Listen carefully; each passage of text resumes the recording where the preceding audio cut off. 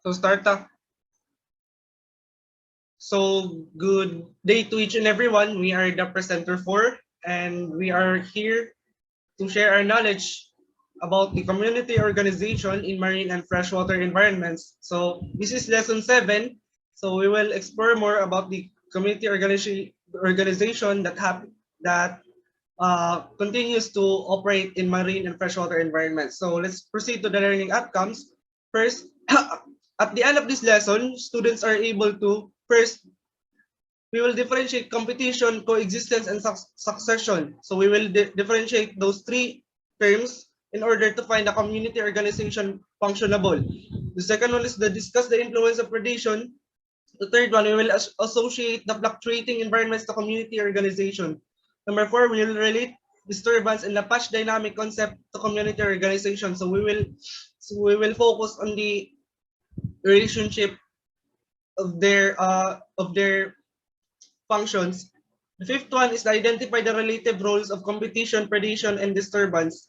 And the sixth or last one, we will explain community stability and the question of scale that we will identify the community organization in both environments. So the first subtopic is the competition, coexistence, and succession. So when we say competition, it is very self-explanatory that it is a relationship between organisms in which one is harmed when both are trying to use the same resource related to growth, reproduction, or survivability. So, mayroon tag competition, nadyo diri ang nag-stem food siya sa meaning nga naay limited limited lang ang ilang resources mo nang naay competition nga may tabo. So relationship gyapon ang tawag sa ilahan no as nag-ilog sila sa sa same resource for their growth, reproduction, and survivability. The second one is the coexistence. So, ang coexistence nag-result when populations of several species that utilize the same limiting resources manage to persist within the same locality. So, when we say manage to persist, nag-continue gyapon sila exist despite nga limited lang ilang resources tapos dagan pagid sila gailog within the same locality. So, the third one is the succession. Succession is organisms in any given environment undergo significant changes that are usually connected with disturbances within the ecosystem. So, kalabutan sa changes of evolution due to disturbances within the ecosystem. And also, successional sequences enhance the species composition and the richness of the region. So, if and only if different locations are at different successional stages. So let us proceed to the influence of predation. So kabalo naman ta, we're very self-explanatory po kayo ang influence sa predation sa community organization as predation in a community invariably alters the relative abundance of species. So nag-alter siya no, sa distribution sa species and may drive the most vulnerable to extinction. Tapos, in addition by Townsend, si Townsend atong 1989 nga, ang effects of biotic interactions in streams or in aquatic ecosystems may often be overridden or masked. And also, because of the dynamic patchy nature of the benthic fauna, in many species are subject to continuous redistribution and decolonization from outside. So, meaning, na-influence of predation nga nahitabo upon the effects of biotic interaction. So let us proceed to the third subtopic, the fluctuating environments. Proceed. The fluctuating environments, its environmental conditions are rarely constant and often there may simply not be time for competitively dominant species to exclude a competitively inferior species before their status is altered by a change in condition.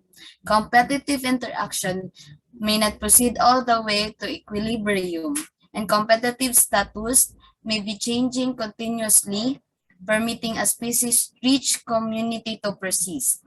Next slide, please.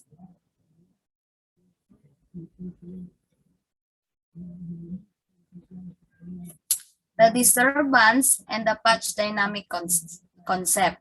Disturbance are in a relatively discrete event in that in time that removes organism and open up space which can be colonized by individuals or of the same or different species. Agents of this disturbance includes pollution events, severe wave activity during hurricanes, battering by logs or moored boats. Next slide, please.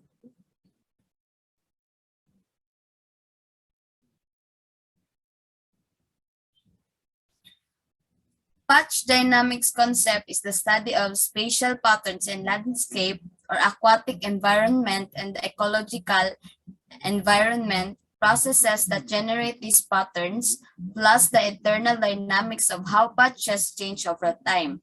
Patches are spatial units differing from their neighbors. Next reporter.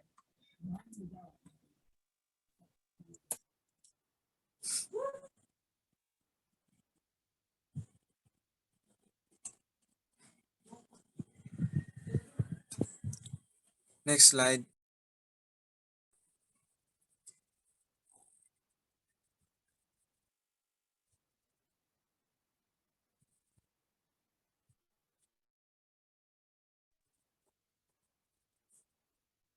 Ano si April?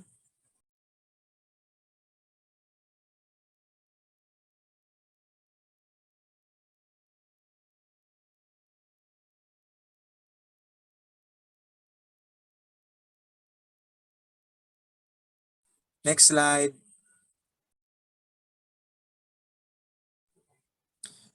So the influence of recruitment.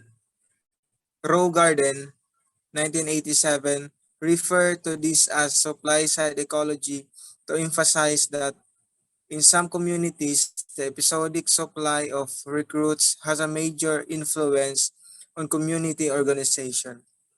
So, kung mag-salt recruitment, it is all about.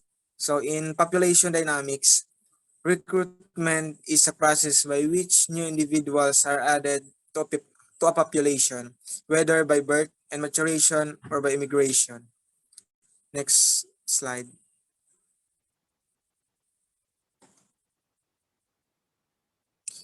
The importance of mobility. Organisms that possess considerable mobility are most likely to have massive advantages. It is also crucial for the patches to be vacated or colonized at any time. So, there is a mobility. It's an important influence on how an organism obtains nutrients for growth and reproduction. Animals typically move in one way or another to feed on other living organisms,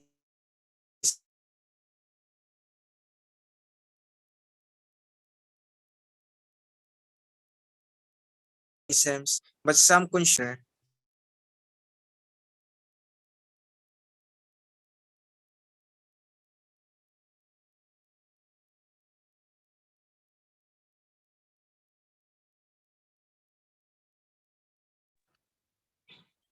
So the relative rules, competition, predation, and disturbance.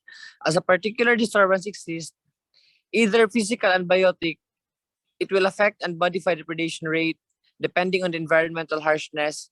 Competition will then follow depending also the environment.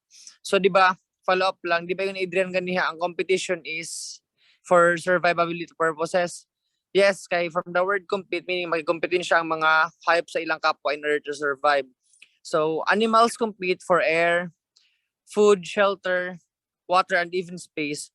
So kaning mga interactions within an ecosystem, may nakatabang sa population of various organisms para mabalance ang mga importante sa ecosystem ug makip ang ecosystem nga healthy.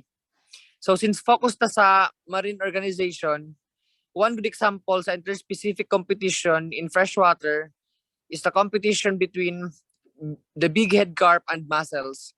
So they both use plankton as a food source. So to wrap it all up, species interactions such as competitions and predation are extremely important in shaping community dynamics. So next slide, please.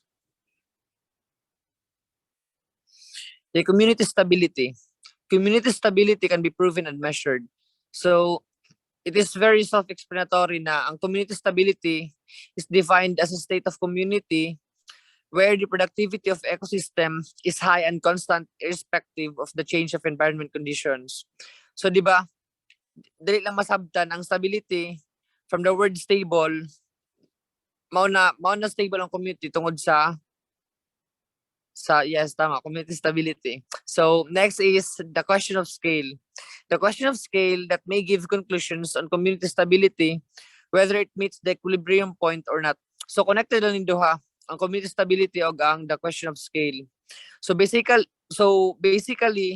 kaning question of scale is mo ni siya naghatag og overall conclusion sa community stability, in which requires system to have an equilibrium point or at least a well-defined normal state from which deviations can be measured.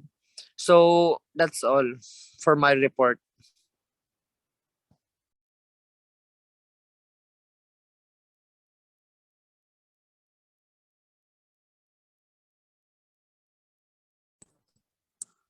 Yun lamang po. So that's all for the lesson 7, the community organization of freshwater and in marine environment. So